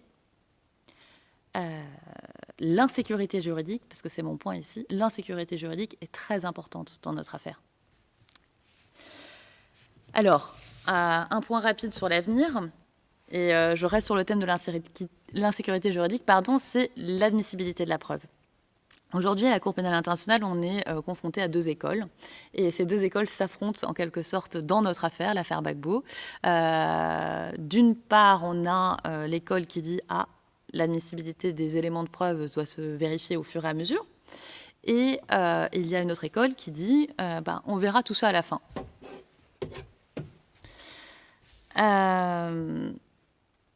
vous voyez, on est en train de rédiger une demande de non-lieu sur des éléments sur lesquels on n'a pas débattu sur l'admissibilité. Alors, si vous me posez la question, il est nécessaire, fondamental, et d'autant plus pour la défense, de se prononcer évidemment immédiatement sur l'admissibilité d'une pièce. Le procureur vient de rédiger un mémoire de mi-procès sur des éléments que lui, bien sûr, considère authentiques, mais il n'y a pas eu de débat contradictoire pour savoir si c'est réellement authentique, si c'est donc admis, basé sur ce débat. Et nous, on répond, et évidemment, on va expliquer en quoi tel élément de preuve n'est pas admissible. Mais la décision ne sera pas prise. Et on va continuer, si on continue, sur des éléments dont on ne sait pas ce que les juges vont décider. Et si on ne continue pas, il n'y aura jamais eu débat sur l'admissibilité des éléments de preuve d'une des parties. Donc voilà.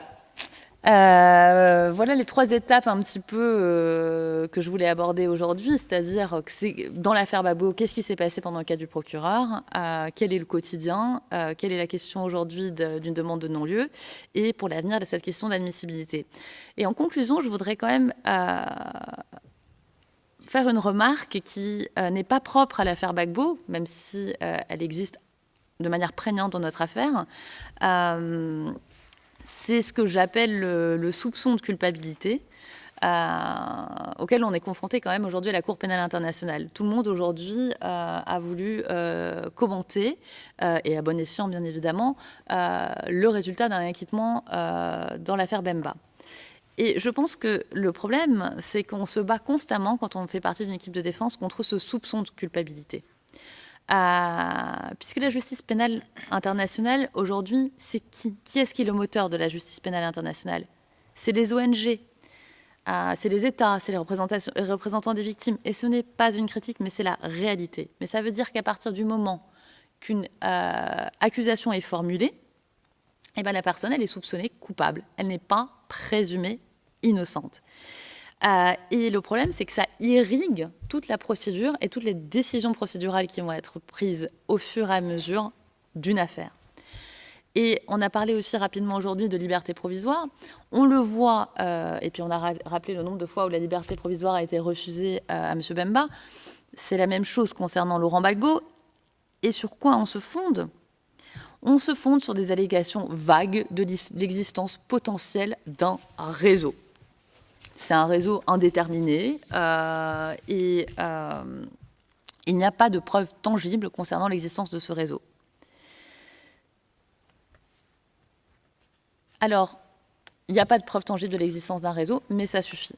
Ça suffit parce que comme la personne elle est présumée coupable, ou en tout cas soupçonnée coupable, évidemment, s'il y a des gens qui la soutiennent, ces gens sont par définition suspects, et font donc partie d'un réseau, et donc surtout, ils vont essayer d'aider quelqu'un à s'évader. Il faut qu'on fasse mieux dans l'avenir. Il faut que l'on... Et on la défend, je pense qu'on a une responsabilité évidemment aussi, et de porter cette question devant les juges systématiquement, et, pardonnez-moi l'expression, de ne rien lâcher, parce que les affaires ici... les uns et les autres vous diront que c'est politique. Nous, on fait du droit. Et à partir du moment qu'on fait du droit, si vous avez des supporters, eh ben, vous avez le droit d'avoir des supporters. Et ça ne peut pas être qualifié juridiquement de réseau. Et c'est notre responsabilité de mettre ces arguments sur la table encore et encore. Voilà ce que je voulais vous dire, et j'espère que c'est la base pour une discussion fructueuse qui va suivre. Voilà, merci.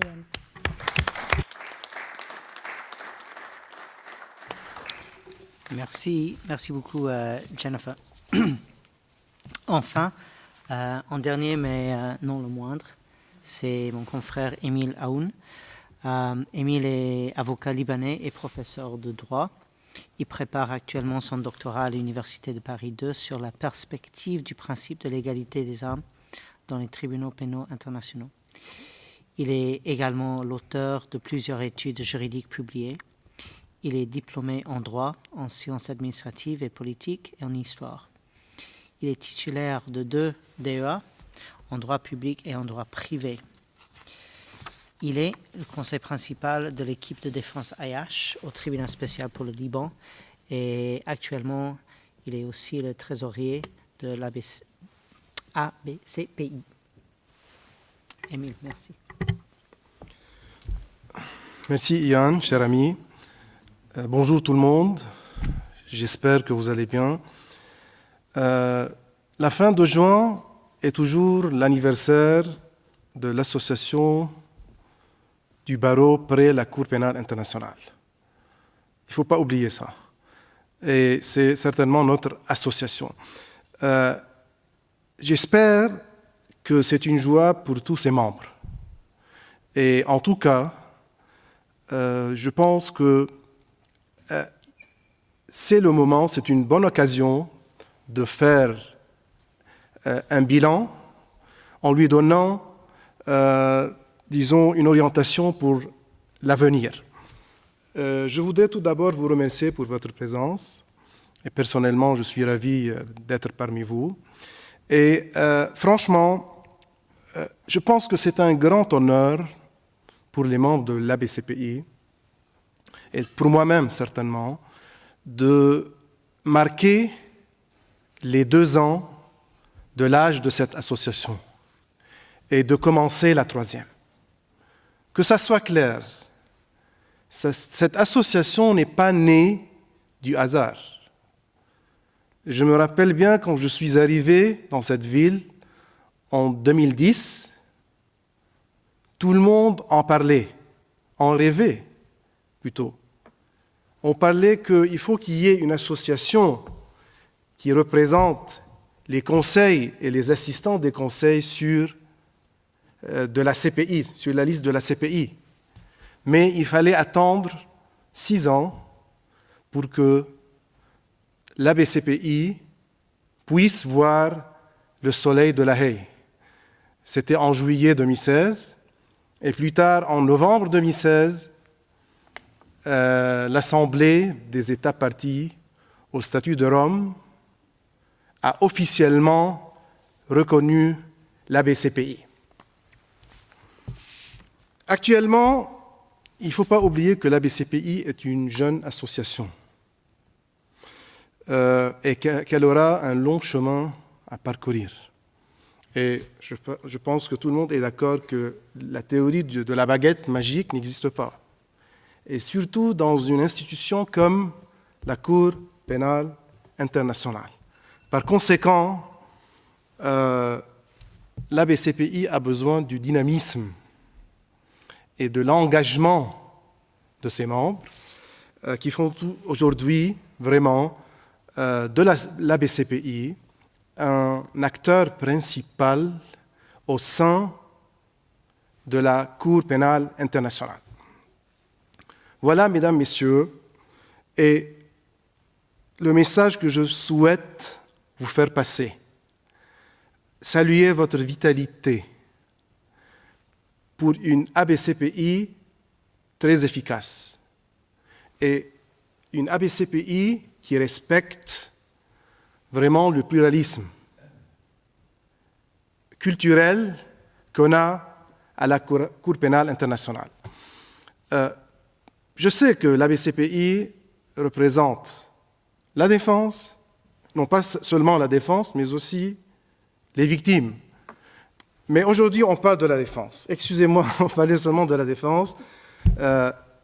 Et j'aime bien mettre en relief une idée selon laquelle l'opinion publique au niveau de tous les tribunaux internationaux et non pas seulement à la CPI.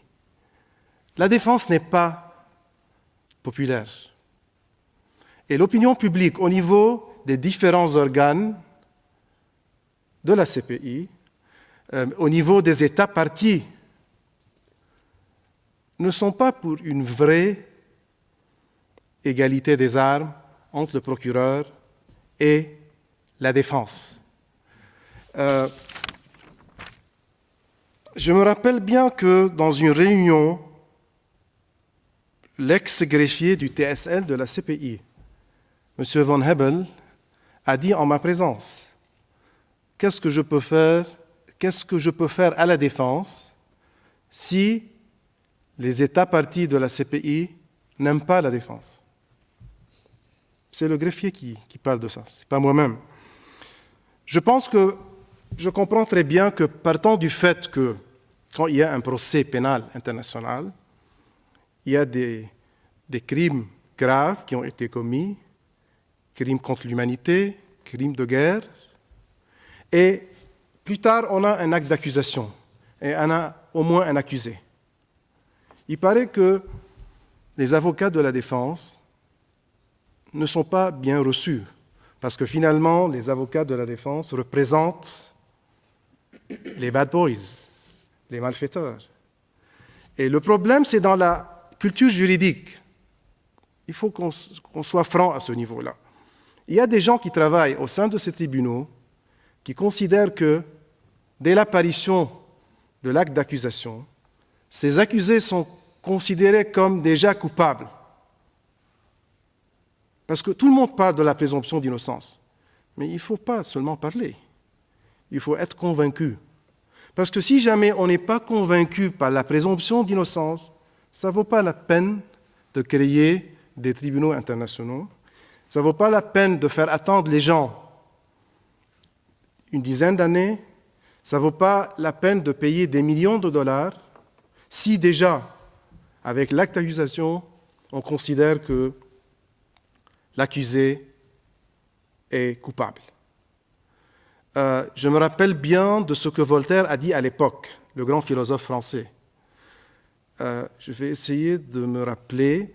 Dans une société basée sur la règle de droit, la condamnation d'une personne innocente est considérée plus fatale que la mise en liberté d'une personne coupable. OK ? Je pense que c'est clair.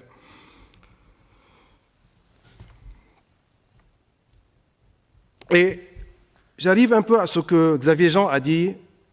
J'aime bien quand les gens parlent de la lutte contre l'impunité.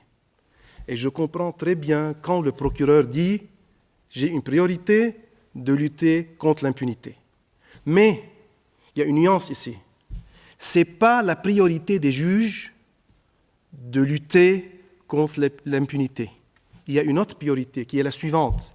C'est de garantir les exigences du procès équitable et d'établir une égalité, un équilibre entre les parties dans un procès. Pourquoi on fait un procès ? On fait un procès pour voir si l'accusé a vraiment commis ces crimes ou non. Si jamais on a à l'avance la réponse, ça ne vaut pas la peine de faire le procès. Au niveau pratique, le problème, et je peux dire ça d'après ma modeste expérience au TSL et à la CPI, que les demandes de la défense sont toujours considérées comme exagérées et irréelles. Et le problème, le grand problème, c'est qu'il y a toujours une résistance à répondre aux besoins de la défense. Et il faut vraiment oublier la prédisposition que je déteste, qui dit « le défendeur est probablement coupable ». Ce n'est pas vrai. Ce n'est pas vrai du tout. Et c'est l'exemple de Bemba. Vous avez parlé de Bemba. Je pense que ce type-là était emprisonné pour 10 ans. Oui. Et finalement, heureusement qu'il a été acquitté. Mais il y a une personne qui a perdu 10 ans de sa vie en prison, et plus tard, après 10 ans, elle a été acquittée. Il y a quelque chose qui cloche ici, je pense. Passons à l'ABCPI. L'ABCPI a beaucoup de défis, comme vous le voyez. Et pour manque de temps, je vais parler de 2 défis. Premièrement, pour être pratique, on a actuellement 360 membres à l'ABCPI. À mon avis, vraiment, pour que ça soit plus sérieux, on a besoin de rendre le membership obligatoire et qu'il y ait une obligation que tous les membres où tous les conseils et les assistants des conseils qui sont sur la liste de la CPI soient automatiquement membres de l'ABCPI. C'est, je pense, l'exemple de l'ADC, je pense. Si on veut être sur la liste du TPY, du TPIR, on doit obligatoirement être membre à l'ADC. Il faut faire la même chose à l'ABCPI. Et pourquoi? Pour différentes raisons, et surtout pour l'impact financier. Imaginez-vous que, actuellement, si on ouvre le compte bancaire, il n'y a pas de secret bancaire ici à La Haye, ce n'est pas comme au Liban, on a un compte de 15 000 €. Ah, il y a un problème à ce niveau. Le deuxième défi, on a beaucoup de comités au sein de l'ABCPI. Mais ces comités doivent être plus actifs. Ça ne suffit pas de se présenter comme candidat pour je ne sais pas quel comité. On est élu et point à la ligne. On se voit l'année prochaine, en fin juin. Vraiment, si on veut être sérieux, il faut que ça soit plus actif, plus dynamique. Et ce n'est pas une affaire d'élection et plus tard on va oublier ce qu'il faut faire. Non, il faut que, pour cela, au début j'ai parlé de l'engagement des membres. Vraiment, on a besoin d'un travail. Et quand la défense ou les victimes ou n'importe qui, vraiment, envoie des questions ou je ne sais pas quoi au comité, il faut qu'il y ait un travail sérieux pour répondre théoriquement et pratiquement aux questions posées. Et pour finir, parce que je pense qu'il faut ouvrir le débat, je compléterai, j'ai vu hier une citation de Robert Zend, écrivain et poète hongrois, qui faisait justement remarquer que ce que nous avons tous en commun, c'est d'être tous différents. Je pense que ça s'applique surtout à l'ABCPI. Je vous remercie.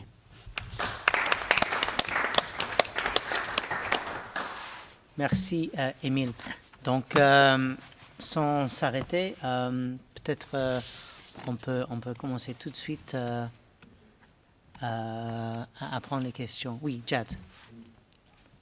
J'ai une question à Émile, deux questions à M. Xavier Jean et deux questions à Mme. Est-ce que tu... Jad, pour que tout le monde ait l'occasion, l'opportunité de poser des questions, est-ce que tu peux te limiter à 2 questions? Non, mais Ouais. laisse-lui les poser, on verra si elles sont trop dures, on ne répondra pas. Tu descendras, ne pas t'auto-incriminer. Je ne peux pas m'auto-incriminer.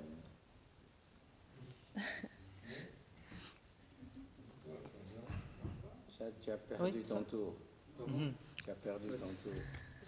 S'il te plaît, ne pose pas des questions difficiles. Oui.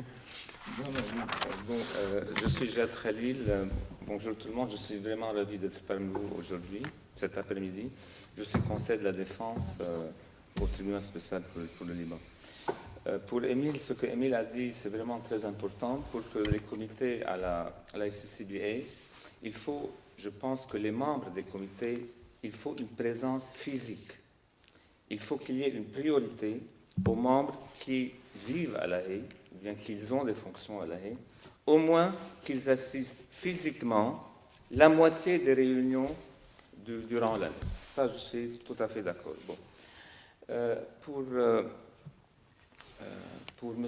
Xavier Jean, dans votre discours, j'ai remarqué que vous avez donné une importance plus grande au bureau de la défense de TSL qu'au bureau de la défense ici. Mais j'aimerais vous dire, je vous vais vous poser la question, j'aimerais vous dire que le bureau de la défense au TSL, ne pensez pas que c'est quelque chose idéal, parce qu'il y a toujours un clash entre le bureau de la défense et de la Chambre, parce que c'est vrai que le bureau de la défense au TSL est indépendant des équipes de la défense, mais la Chambre refuse toujours que des dizaines et des centaines de documents soient divulgués au bureau de la défense. Et nous, les équipes de défense, nous avons besoin de l'avis juridique de ce bureau de la défense. Donc ma question est comment faire pour faire comprendre aux juges, là, ou au TSL, qu'il faut que le rôle du bureau de la défense soit un rôle vraiment prépondérant et que toutes les requêtes soient divulguées au bureau de la défense. Ça, c'est ma première question. La deuxième question, c'est que pour l'acquittement de M. Bamba, eh bien, moi j'ai vu dans les médias, comme tous d'ailleurs, comme notre chère consoeur a dit, il y a eu une tempête, une révolution, surtout de la part du procureur, que comment ça se fait? C'est un choc. Comment c'est l'acquittement? Comment vous acquittez tout le monde et tout le monde? Mais là, moi je vois que du point de vue de la CPI et du procureur, il n'y a que le procureur et il n'y a que la Chambre. Ma question, où est le Conseil de la Défense? Où est le rôle du Conseil de la Défense? Monsieur Peter Hens, si lui, c'est un avocat brillant, c'est lui, il a pu acquitter M. Bamba. S'il y avait un autre avocat de la Défense, peut-être M. Bamba n'aurait pas été acquitté. Donc, ma question, comment faire comprendre aux juges que le rôle du Conseil de la Défense est un rôle vraiment prépondérant? C'est à cause de lui que M. Bamba a été acquitté. Deux petites questions à Mme Nouri. Eh bien, vous avez parlé que le procureur dans l'affaire Gbagbo, votre client, le procureur a fait, pour les témoignages d'un témoin, il a essayé de faire contredire ce témoin-là. Il y avait un témoignage. S'il adopte une partie de sa déclaration, s'il n'adopte pas une deuxième partie. Mais je vous pose la question, est-ce que le procureur, quand il met la déclaration d'un témoin, de son témoin à lui, en preuve, est-ce qu'il ne peut pas la retirer après? Le procureur est libre de trancher, de retirer le témoignage de ce témoin. Je vous pose la question pour la CPI. Et pour les témoignages, la deuxième question, les témoignages antérieurs qui ont été faits par ce témoin-là, vous dites qu'il ne peut pas, vous ne pouvez pas dire que le témoignage antérieur, bon, est-ce que vous êtes d'accord? Oui, je suis d'accord, ou non pas d'accord. Mais est-ce que vous ne pensez pas que ça, c'est pour votre intérêt? Ça, c'est le système romano-germanique. Vous défendez le système romano-germanique. Étant français, bon, nous par exemple, nous, on préfère le système romano-germanique, mais quand il y a une déclaration antérieure, c'est comme si c'est dans le système romano-germanique, il ne faut pas dire que le témoin peut être d'accord sur ces témoignages antérieurs. Voilà. Excusez-moi, merci beaucoup. Hein. Merci, Jad. Donc, je passe tout d'abord à Xavier Jean. Comment faire comprendre aux juges que tous les documents doivent être communiqués au Bureau de la Défense? C'est une question qui a un rapport avec le Bureau de la Défense au TSL. Bien, Émile? S'il vous plaît. Si on prenait toutes les questions en même temps et les réponses suivent, ce n'est pas mieux, s'il vous plaît. Si vous voulez, oui, d'accord. Il y a plusieurs techniques dans une conférence. Quand on veut ne pas répondre à certaines questions, on regroupe toutes les questions. Donc, si vous voulez qu'on réponde à tout, il vaut mieux prendre question par question et on répond tout de suite. Oui, c'est ce qu'on va faire. On répond tout de suite. Si on prend toutes les questions, il y en a qui vont passer à l'as. Nous avons 4 questions et ensuite on va prendre encore 2 ou peut-être 3 questions. Donc, Xavier Jean ou bien Émile. Je ne sais pas. Je peux parler du Bureau de la Défense au TSL parce qu'il y a un brouillon qui a été préparé. Oui. Pour le TSL, c'est un cas spécifique parce que quand on a écrit le brouillon du statut, il y avait 2 idées. On va créer un organe indépendant qui est le Bureau de la Défense. Quelle serait la fonction de ce bureau-là? Il y avait la première théorie qui disait c'est le Bureau de la Défense qui représente les accusés. La deuxième théorie disait que non, le Bureau de la Défense a un rôle administratif. Il supporte les équipes de la Défense, les conseils de la Défense, et on laisse la liberté à l'accusé de choisir, de désigner son propre avocat. Pour cela, quand on a créé le Bureau de la Défense au sein du TSL, il y avait deux théories. Et on a opté enfin pour la deuxième théorie. Pour cela, je ne sais pas si on va donner un rôle administratif au Bureau de la Défense, ça va être un peu plus compliqué. Si jamais ils vont être partis au procès, ils vont avoir toute la divulgation, toute la preuve.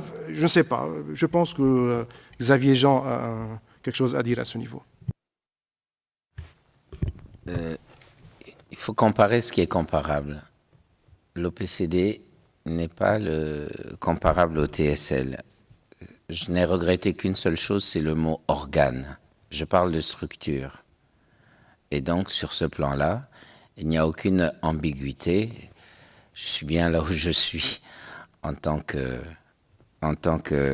OPCD. Je n'envie pas le fonctionnement du TSL. J'envie juste le fait qu'il ait été érigé au rang d'organe. Et souvent, les gens du TSL, quand ils parlent de l'OPCD, ils disent « Ah, dommage, vous n'êtes pas indépendant. » Je suis indépendant en tant qu'OPCD, mais je ne suis pas un organe, c'est-à-dire au même rang bureau du procureur, greffe, juge, chambre et bureau de la défense. Vous mélangez deux choses, c'est-à-dire un organe qui pourrait être lui-même partie aux procédures, et à ce moment-là, c'est le respect du contradictoire. Et pour le respect du contradictoire, si le bureau se comporte comme une partie, il a droit à la transparence et à l'ensemble des pièces échangées. L'OPCD est partie aux procédures, mais quand on est en charge d'une affaire, mais quand on n'est pas en charge d'une affaire, libre choix du conseil, et c'est à l'équipe de défendre son beefsteak et au respect du contradictoire. Alors je ne sais pas à quel titre vous prétendez que la Chambre devait systématiquement tout transmettre au bureau de la défense du TSL. Je ne sais pas à ce moment-là quel rôle il joue. Moi, soit je suis en charge d'une affaire et je défends moi-même mon beefsteak, soit je suis en appui au conseil, et c'est notre choix d'être plutôt en appui au conseil et les assister, et c'est à l'avocat librement choisi de se plaindre que le contradictoire ne soit pas respecté. Merci. La prochaine question, c'était, grosso modo, comment faire comprendre aux juges le rôle important, primordial des conseils de la défense? Il y a quelqu'un qui voudrait... Oui, Jennifer? Ah non, mais moi j'avais noté les deux autres questions, j'ai peur de les oublier. Donc si ça ne te dérange pas, je vais répondre aux deux questions sur les déclarations antérieures. Parce que je ne pense pas que ça m'était adressé. Je peux répondre aussi, hein? D'accord, oui. D'accord. Vas-y. Alors comment on fait comprendre que la défense est importante? En faisant notre travail. C'est terrible à dire, mais on le sait. On sait qu'on est la partie faible dans un système comme la Cour pénale internationale. Dans la majorité des cas, c'est la présomption d'innocence contre ce soupçon de culpabilité dont je parlais tout à l'heure. Et ça, c'est la réalité du métier qu'on choisit d'exercer. Et plus on fait bien notre métier, plus la défense, ces demandes ne seront pas considérées comme des doléances, ils en demandent trop, ils ne sont pas réalistes, etc. À côté de ça, il y a évidemment le fait de créer un barreau, il y a une représentation sur la défense de manière générale. Mais Xavier Jean vient de parler du choix du client. Ça, c'est important, parce que vous parliez en fait de distinction entre avocat A et avocat B, puisque là, il y a un avocat qui a très bien fait son travail dans Mbemba et un autre qui ferait peut-être moins. In fine, c'est le client qui choisit son avocat. Et ça, c'est une vraie victoire. Ça, il ne faut pas qu'on le mette de côté. Et après, quand on est choisi en tant qu'avocat pour... Je vois plein de mains qui se lèvent, je ne sais pas ce que j'ai dit. Je vois Jens, je vois Dove. Mais c'est vrai que tout ce qu'on peut faire, c'est notre travail, et de le faire de manière la plus professionnelle et la moins militante possible. Je parlais tout à l'heure des demandes d'autorisation d'interjeter appel. Ben, on nous dit quasiment systématiquement non. Eh bien, on le fait. On fait notre travail et on ne lâche rien. Et on est contentieux. Et c'est la seule façon de faire évoluer les choses. Et si j'ai bien compris les propos des confrères, il y a un changement de culture juridique qui est quand même en train de s'opérer, où la défense, qui était complètement mise de côté avant, commence à prendre sa place. Et on peut prendre un exemple physique entre d'où on est parti et où on devrait aller. C'est-à-dire qu'au TPY, la défense était à la bibliothèque. On avait une salle lugubre, sombre, avec des imprimantes qui ne fonctionnaient pas. Voilà, ça c'était la défense. Et les stagiaires étaient mis dans la bibliothèque. À la CPI, on est arrivé, on a droit à des bureaux. C'est bien. C'est une avancée, en plus on est de l'intérieur. Vous parliez aussi de la présence des gens à l'intérieur, c'est important, c'est fondamental. Mais on est un mini-étage dans cet énorme bâtiment. Et on a dû se battre, parce que quand on a déménagé de l'ancien bâtiment MAN vers ici, on nous a dit, vous aurez des open space, la défense. Et on a dit, bah non, c'est pas possible. On a des clients, on a un devoir de confidentialité, on a discuté, et puis finalement on a réussi à avoir un bureau. Parfois, on en a deux. Mais in fine, on est un étage de la défense dans toute cette institution. Donc, on n'est pas encore suffisamment représenté. Que ce soit le travail de Xavier Jean ou de chaque équipe de défense indépendamment, il y a encore du travail à accomplir. Mais être là, c'est déjà le début. Sur vos deux autres questions, sur les déclarations antérieures, est-ce que le procureur peut les retirer ? Alors, non. Parce que, et spécifiquement non dans l'affaire Gbagbo, puisque les juges ont décidé, à la majorité, que les témoins n'étaient plus les témoins des parties. Ce qui pose un problème, évidemment, de dialectique judiciaire, puisque normalement, il y a l'avocat de l'accusation et de l'autre côté, l'avocat de la défense. Là, ça devient les témoins de la Chambre. C'est-à-dire, une fois qu'ils sont appelés, ils sont témoins de la Chambre. C'est ce qu'a décidé la Chambre. Ça veut dire que si la Chambre a décidé d'accepter, à la suite d'un débat contradictoire, pour le dire, la déclaration antérieure du témoin, la déclaration, elle est acceptée. Après, quelle valeur lui accorder, ça me ramène au point que je faisais tout à l'heure sur les débats sur l'admissibilité qui intervient plus tard. Qu'est-ce qu'on fait de ce document ? Parce que pour l'instant, il est soumis au dossier de l'affaire. On ne sait pas encore ce qui va se passer avec sa déclaration. Pareil sur la possibilité d'utiliser les déclarations antérieures lors de l'interrogatoire. Alors, vous avez présupposer qu'en tant qu'avocate de droit civil, je trouvais tout formidable dans le droit civil. C'est vrai qu'il y a plein de bonnes choses, mais dans des affaires aussi grandes et aussi importantes, je parle vraiment en termes de substance qu'on a à la Cour pénale internationale, et en particulier en ce qui concerne l'affaire Gbagbo, il faut des règles beaucoup plus strictes et beaucoup plus encadrées. Et je vais vous prendre un exemple. On pense... Et c'est bien logique que quand on se sert de la déclaration antérieure, enfin quand la partie adverse se sert de la déclaration antérieure, c'est-à-dire qu'elle est en difficulté. Et ce serait logique. Or, qu'est-ce qu'on voit ? On voit des témoins à qui on est censé poser des questions ouvertes, qui sont censés expliquer leur récit, leur narratif, et qui ensuite, ce récit narratif est censé être testé par l'autre partie, qui, elle, va se servir de la déclaration antérieure, qui, elle, va dire « mais je vous confronte à ce que vous avez dit ». Parce que moi, je ne vous considère pas crédible, dans des cas de figure où, et il suffit d'aller voir les transcrits dans notre affaire, le procureur pose une question à son témoin. Monsieur le témoin, est-ce que vous savez que vous avez été tel jour, telle heure, à tel endroit ?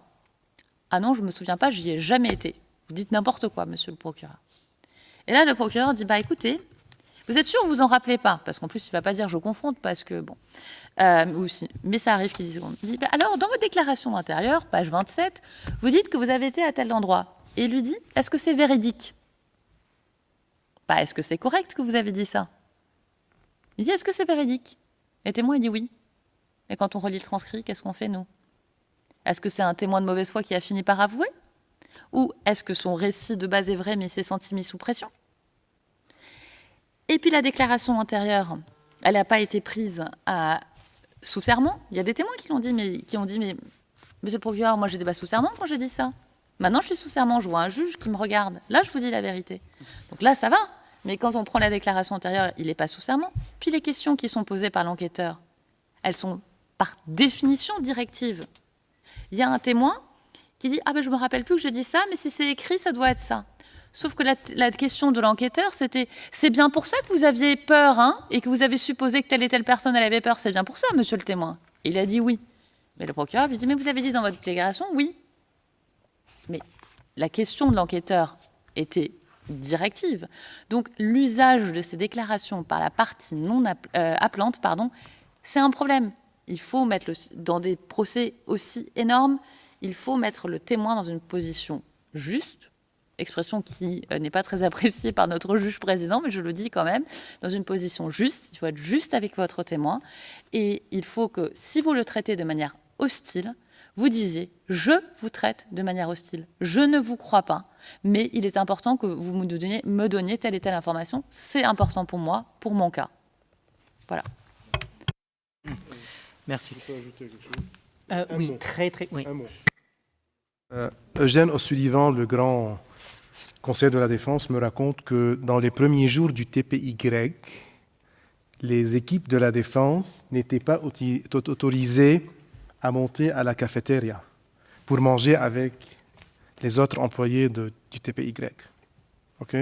C'est clair? OK. Il y a beaucoup de questions, donc je vais dire, je serai très directif. Je vais prendre 3 questions, mais une question par personne, s'il vous plaît. Monsieur. Merci. Chers confrères, chers consoeurs, moi je viens directement de l'Afrique, je suis togolais, et je voudrais parler un peu du cas Bemba et remercier Madame l'assistante, chère consoeur, l'assistante de Bemba, et dire que c'est vrai que dans le cadre d'une procédure qui est relative à Bemba et qui le voit aujourd'hui libre, il y a beaucoup de choses qui se disent en Afrique, puisque pour certains, Bemba a été libéré pour devenir président en République démocratique du Congo et qu'en réalité, il ne devait pas être libéré. Mais en tant qu'avocat, je crois que je dois être fier. Je ne peux qu'être fier et remercier et féliciter mon confrère qui l'a défendu et toute ton équipe qui l'a défendu. Et dire également que, en tant qu'avocat, on ne peut jamais nous refuser le droit à la parole. J'aurais souhaité que, tel que l'on avait interviewé Madame le procureur sur la question, qu'on le fasse également à notre confrère qui a défendu Bemba. Parce que c'est comme si le droit de la défense a été également bafoué. Voilà ce que je voudrais dire. Et remercier Aoun et Xavier, parce que Aoun, je le connais depuis, et Xavier également.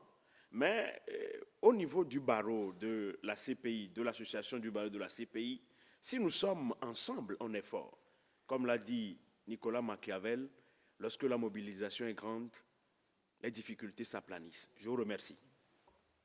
Merci, monsieur. Oui, monsieur.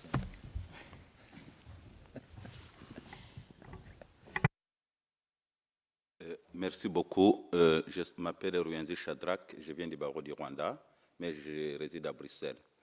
Je vais revenir sur la question des libérations de Bemba. Tout de suite, le confrère disait que la libération de Bemba, que c'est une victoire. Oui, moi, je peux répondre à cette question avec des hypothèses. Bon, la confrère disait que le but de la CPI, ce n'est pas pour sacrifier les droits de la défense. Je suis d'accord avec vous, mais j'ajouterai aussi que le but de la CPI aussi, ce n'est pas aussi bâillonner aussi les droits des victimes. Le confrère aussi, tout de suite, il disait que le juge international qui est saisi, son but n'est pas de lutter contre l'impunité. Ça, je ne suis pas d'accord parce que c'est le procureur qui déclenche la poursuite et c'est le juge qui condamne. Le juge qui est saisi, le juge international qui est saisi, le juge pénal international qui est saisi, il a aussi l'obligation aussi de lutter contre l'impunité. Et maintenant, je reviens sur la libération de Bemba. Bon, la libération de Bemba, c'est une victoire. OK. Moi, je peux par hypothèse, c'est une victoire si seulement si les juges ont agi en toute indépendance. Mais si les juges n'ont pas agi à toute indépendance, s'il y a une main invisible derrière la libération de Bemba, c'est un échec sur la justice pénale internationale. Et c'est donner un mauvais signal à toute l'impunité au monde. Moi, je viens de la région des Grands Lacs. La région des Grands Lacs, comme vous le savez, c'est la région la plus instable au monde. Et quand vous regardez la libération de Bemba, s'il y a une main invisible derrière ça, parce que normalement, je me souviens, c'était le 30 mai, il y a l'ancien sous-secrétaire d'État américain à la Défense, Herman Cohen, il a écrit une lettre à la Cour pour demander à la Cour de pouvoir libérer Jean-Pierre Bemba. Et ça crée même une polémique à Kinshasa. Le porte-parole de la CPI, il a pris la parole, il a essayé de calmer en disant que non, les juges de la CPI sont indépendants. Mais ce qu'on a vu après, on se demande, est-ce que c'est l'indépendance des juges qui a compté ou il y a une main invisible derrière ça? Moi, pour conclure, je dis, c'est vrai, la libération de Bemba, c'est une victoire si les juges ont agi à toute indépendance, mais je le répète encore et je l'ai dit, c'est un échec pour la communauté internationale s'il y a une main invisible derrière la libération de Bemba, et c'est un mauvais signal qu'on est en train de donner à toute la communauté internationale, surtout dans la région des Grands Lacs, où il y a l'instabilité éternelle et où les rébellions se créent au jour au lendemain. Et pour terminer aussi, c'est toute une dernière question, c'est pour les gens qui ont organisé la formation. Normalement, on avait l'habitude d'organiser une formation annuelle qui était axée sur 3 jours, et ça permettait aux divers avocats de divers horizons de se retrouver ici à La Haye et de pouvoir échanger sur ce qui s'est passé au niveau annuel. Pourquoi ça n'a pas été fait? Et pourquoi on ne nous a pas informé qu'il n'y aura pas cette formation? Je vous en remercie. Merci. Non, je vais prendre encore une question. Dov, tu as le micro. Merci. Alors, je vais laisser les questions relatives à l'affaire Gbagbo et Jennifer. Je ne commenterai pas. J'ai peur, oui. Je voulais revenir spécifiquement, et donc c'est plus une question dirigée à Cécile, mais qui peut être aussi à Peter ou à d'autres, par rapport à l'affaire Bemba. Alors, sur le standard de preuve en appel, sur les démystifications, personnellement, il me semble quand même qu'il y a une explication différente dans ce jugement d'appel sur le standard de deference sur la chambre de première instance. Je ne dis pas que je suis pour ou contre. Il y a eu des très bons arguments qui sont sortis récemment dans les différents commentateurs pour dire que peut-être la nature de la CPI, le fait qu'il n'y ait pas de chambre de cour de cassation, le fait qu'on parle de droit de la défense très important, que peut-être il faut un peu une modification. Mais je ne suis pas entièrement d'accord pour dire faux. C'est faux, mais, ou alors avec une nuance. Et toujours par rapport à Bemba, certains qui défendent la décision ont mis en avant le courage des juges majoritaires, que ce soit Von Nevaert, Morrison et Osuji. Je veux pas doucher l'enthousiasme, mais la culture juridique n'a pas totalement changé, et le point de vue des juges n'a pas totalement changé. Je vous ai juste cité, et je m'arrêterai là, 2 passages de leurs opinions.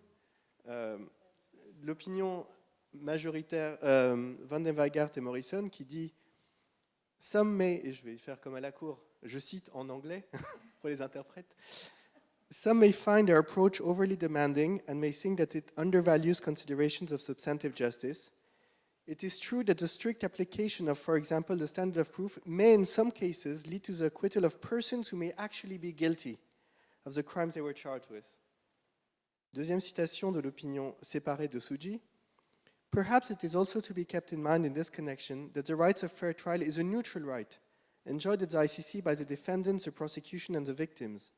The notion of appellate deference can prove just as inconvenient for the prosecution and the victims given the real possibility of a case in which they may complain that the trial chamber's acquittal of an accused resulted from an erroneous factual finding.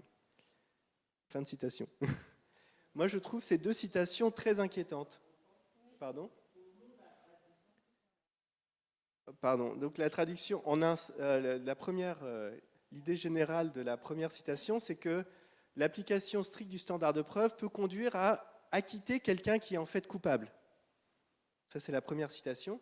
La deuxième, c'est que le droit à un procès équitable appartient de manière neutre à la défense, aux victimes et au procureur. Alors, on peut débattre sur les victimes. Personnellement, je pense que ça n'appartient pas du tout au procureur, qui est représentant de l'autorité. Et donc, je pense que ces citations, au-delà du courage, montrent que même ces juges qu'on met en avant comme défendant les droits de la défense, ils ne sont pas là encore. Il y a du travail à faire. Quand un juge dit « on va acquitter des gens qui sont en fait coupables », c'est très inquiétant. Et on a eu une citation similaire dans l'acquittement Choui, où la Chambre avait dit « c'est pas parce qu'on l'acquitte qu'il n'est pas coupable ». Donc, juste encore une fois, que dans l'analyse du jugement Bemba, il faut qu'on ait une analyse construite, intelligente, tous ensemble, avec ses aspects positifs mais aussi négatifs, parce que ce que dit Osuji, c'est que demain, avec un standard plus bas de deference, eh ben, on va peut-être renverser un acquittement aussi. Et donc, il faut faire attention quand on évalue ces jugements. Et je ne sais pas s'il y a un commentaire, mais c'était plus un commentaire qu'une question. En fait, tu as répondu sur la main invisible, quoi. Oui. Des commentaires. Émile, Pour clarifier un point, moi, je n'ai pas dit que les juges ne doivent pas lutter contre l'impunité. J'ai dit qu'il y a une liste de priorités. La première priorité pour les juges est de garantir les exigences du procès équitable et d'établir l'égalité des armes entre les parties. Mais certainement, il faut que les juges luttent contre l'impunité, c'est normal. Xavier Jean ? Oui, Shadrach, je regrette que vous pensiez à une main invisible. Je ne sais pas si cette lettre existe, quand bien même. Quel rapport, est-ce qu'il y a trace de cette lettre-là dans la décision des juges ? Il faut quand même au moins prêter aux juges, pas une présomption d'innocence, mais une présomption d'indépendance. Ils sont indépendants, ils rendent une décision. Je ne me souviens pas avoir entendu, quand on a condamné Bemba, qu'il y avait une main invisible. Alors respectons les décisions de justice rendues par des juges indépendants. La main invisible, ça fait juste de la place pour les journaux ou pour les conversations de salon. Soyons juristes, analysons les décisions, lisons les opinions dissidentes ou séparées, et essayons d'en tirer le meilleur par rapport à ce qui pourra adviendre comme procédure. Mais considérer que les décisions de la CPI aient rapport avec le fonctionnement politique du Congo, je pense qu'on va trop loin. Qu'il y ait des conséquences, c'est certain, mais on ne peut pas dire, oui, il y a un secrétaire d'État qui a écrit, et alors, les Américains ne sont même pas membres de la CPI. Donc, il ne faut quand même pas faire ce procès-là à la CPI. Je défends la CPI parce que la CPI a suffisamment de défauts pour qu'on ne lui en invente pas. Alors, de grâce, respectons l'indépendance. Je crois aussi à la justice internationale, je crois aussi à la CPI, mais on doit quand même avoir essayer de parler de ce qui se dit en dehors de la CPI, ce que je vous dis parce que c'est bon pour les salons, ça, c'est bon pour les rumeurs. Moi, je suis juriste, je ne suis pas homme de salon et homme de discussion, de couloir. Ça ne veut rien dire en droit une main invisible. Où les juges de la CPI sont corrompus, et c'est un scandale de le dire, c'est faire offense aux juges de la Cour, c'est un contempt of court, monsieur. Nos juges sont indépendants. Oui, mais dans les courriers de Herman Cohen, il soulignait le leadership de Jean-Pierre Bemba. C'est une pièce de procédure. Quand on regarde... Shadrach, c'est une pièce de procédure ou pas? Pardon? La lettre dont vous parlez, c'est une pièce dans la procédure? Non, quand on regarde la manière où les dates où ça est lié, le moment de prononcer. Et quand on regarde aussi l'agenda clé politique de la République démocratique du Congo, ce sont les indices qui peuvent nous... D'accord. Alors, je vous invite à faire une chose. Vous écrivez tout de suite à qui vous voulez sur un journal et vous dites « Je demande la libération de Gbagbo parce qu'il est anormal qu'il soit détenu depuis 2011 alors qu'on est à l'état de procès. Je demande qu'on le libère immédiatement et d'ailleurs, ça permettra à la Côte d'Ivoire de se relancer. Et si en septembre, Gbagbo est libéré, moi je dirais « Ah, j'ai lu la main invisible, Shadrach ». Ok, merci beaucoup. Merci. Ok, merci. Il y a d'autres... Madame, vous avez une question. Oui, merci de me passer. Moi, c'est plutôt une réflexion sur la notion d'impunité. Avec les discussions, avec les effets, on voit que tout le monde, même les avocats, rétrécissent cette notion d'impunité. L'impunité devient maintenant la poursuite des présumés coupables, alors que l'impunité, mise dans son contexte, suppose que les poursuites sont faites selon des règles qui sont préétablies. Et ces règles préétablies peuvent aboutir aussi bien à un acquittement qu'à une condamnation.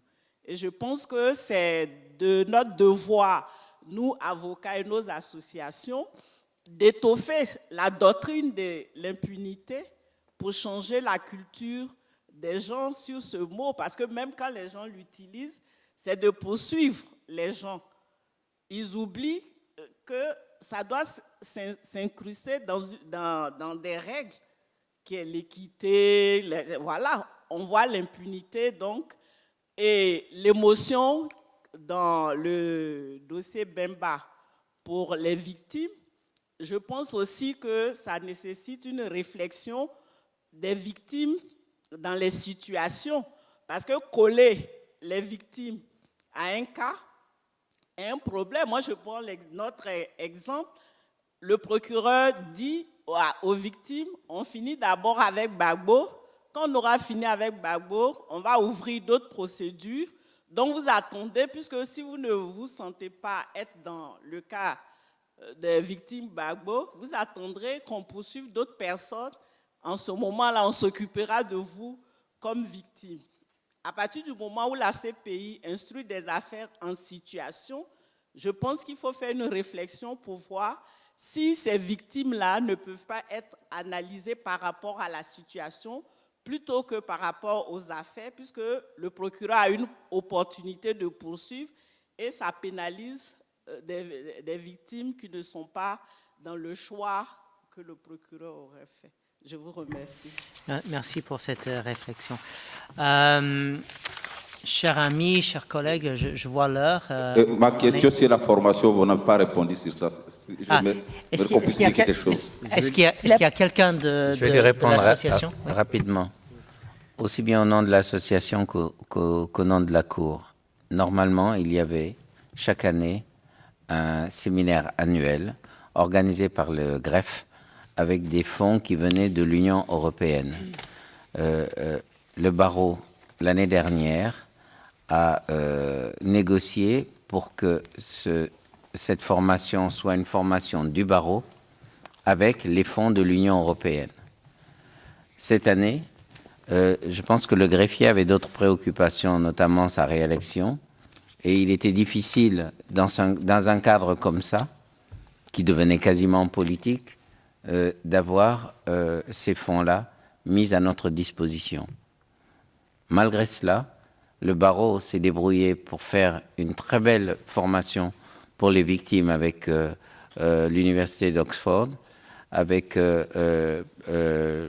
l'université américaine Penn, et je reviens d'il y a une semaine d'une formation organisée pour les confrères de Tbilissi, pour les victimes.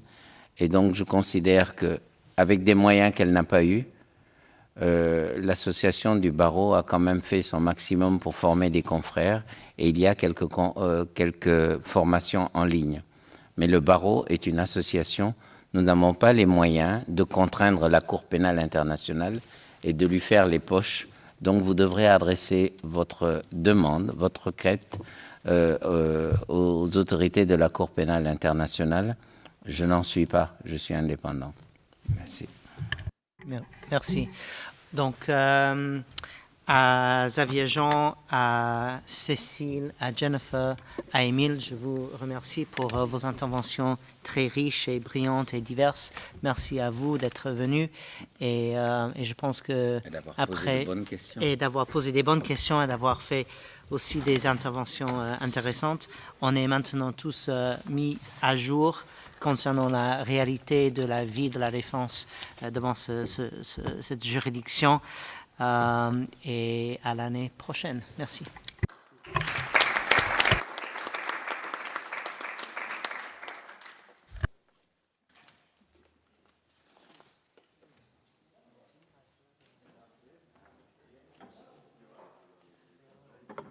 Jérémy, tu viens demain, oui?